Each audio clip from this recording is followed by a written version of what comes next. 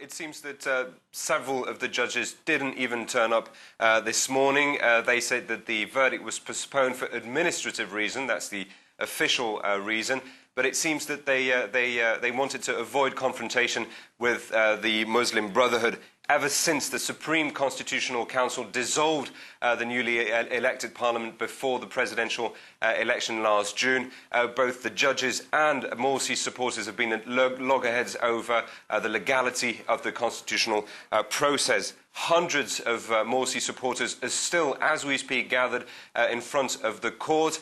They accuse judges of being former regime loyalists and of undermining the democratic process. Now, judges say they accuse the president of awarding himself dictatorial powers and they've threatened not to supervise the referendum.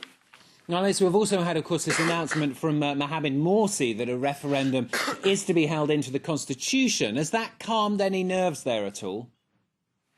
Not really. After yesterday's massive show of support by Islamists for the president, opposition groups are looking to strike back. Opposition leaders have called for a general strike next Tuesday. Newspapers, privately owned newspapers, won't go to press. Several radios and news channels have said that they would suspend their broadcast.